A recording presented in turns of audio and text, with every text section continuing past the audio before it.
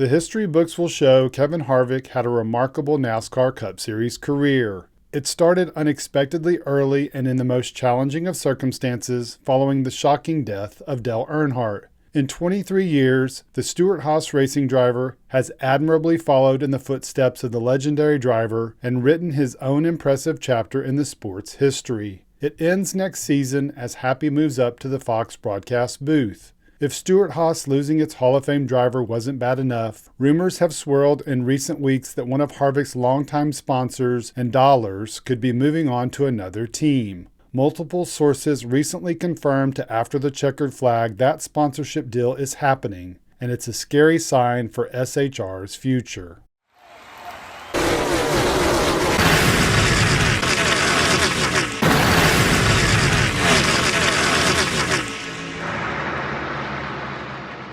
All Kevin Harvick fans knew the day was coming. The day he'd finally walk away after 20-plus years willing it in the NASCAR Cup Series and wrap a career where he became one of the top 10 all-time winningest drivers with at least 60 wins. He also won the 2014 championship.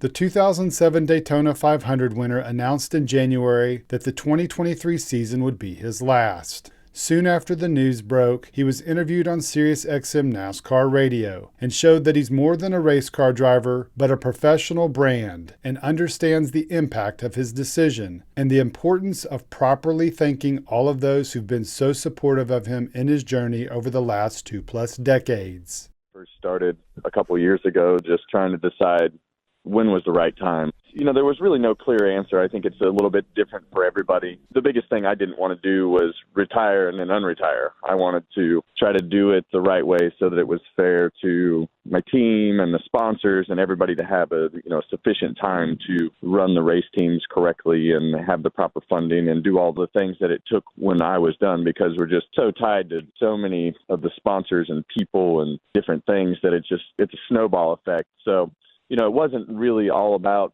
me personally. I felt like there's a lot of other things that are attached to it. So in the beginning, I wanted to do it the Carl Edwards way and just walk up on the stage and say I was done. But, I think after talking to people and trying to be as professional as possible to everybody involved, and when it comes down to the fans and the people and everything that you touch, it's important.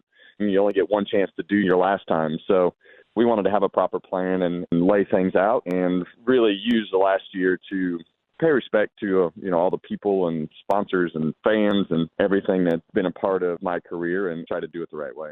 Kevin Harvick has done it the right way. And we're not even talking about how he's shown respect to the sponsors and fans through the early races in his final season. We're talking about his on-track results early in 2023. Through 6 races, he has recorded 3 top 10 finishes, including a pair of top 5s at Fontana and Phoenix, where he was leading late but came up short. A solid start to his farewell season for sure. It's even more impressive when you compare it to the rest of the drivers in the Stewart-Haas stable, and it's not even close. Of the other 3, including Eric Almirola, Ryan Preece, and Chase Briscoe, the driver of the number 14 is the only other to record a top 10. One top 10. That dramatic difference in performance between Harvick and the rest of his SHR teammates is alarming and shows A, he's still able to compete at a high level, and B, there's going to be a huge void left behind at the organization next year when he's gone.